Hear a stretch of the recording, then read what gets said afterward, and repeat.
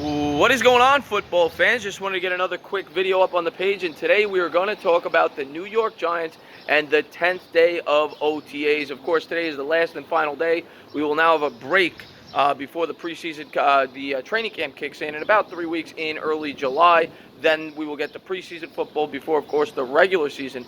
Today, a lot of the starters didn't really play, they said. Eli Manning didn't play much. It was a lot of the backups. But the usual suspects, the guys that we've heard about, continued to thrive, and that starts with Daniel Jones. Daniel Jones supposedly had a great day today. He came right out of the gate, and he hit Rhett Ellison with a nice pass down the middle before hitting Simonson for a touchdown in the end zone. Simonson had a great practice as well, as it seems as if we have a lot of depth at the tight end spot. But Daniel Jones was also quoted on after the fact saying that he really thinks he has progressed throughout these OTAs, and he should have. You know, he came here to learn. He's putting in that work. So just very encouraging things from Daniel Jones so far overall. I mean, some of the articles you've read have been incredible. Now, some of it I think is a little far-fetched, but positive things from Daniel Jones, and I'm really looking forward to seeing how he progresses in training camp as well as preseason for the New York Giants.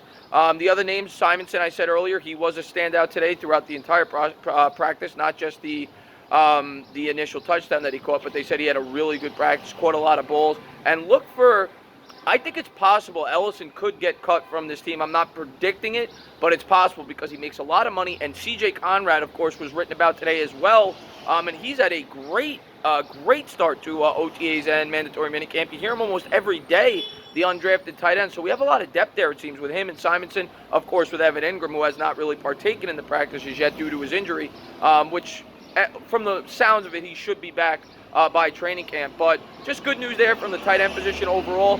Benny Fowler once again was a standout, and Benny Fowler has been a standout throughout this entire process.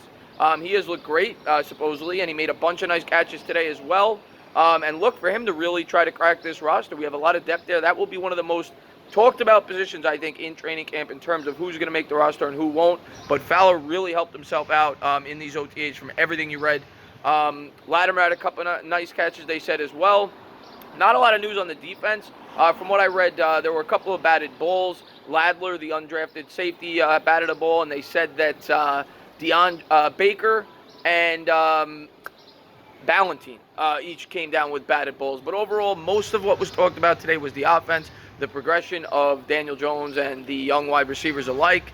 So that wraps it up. That wraps up the OTAs. Like I said, we'll be getting into training camp very shortly. We'll get to see how Eli, the offense, progresses as well as the defense. But just wanted to get a quick video up on the page for you guys. And as always, if you liked what you watched, please subscribe, drop a comment.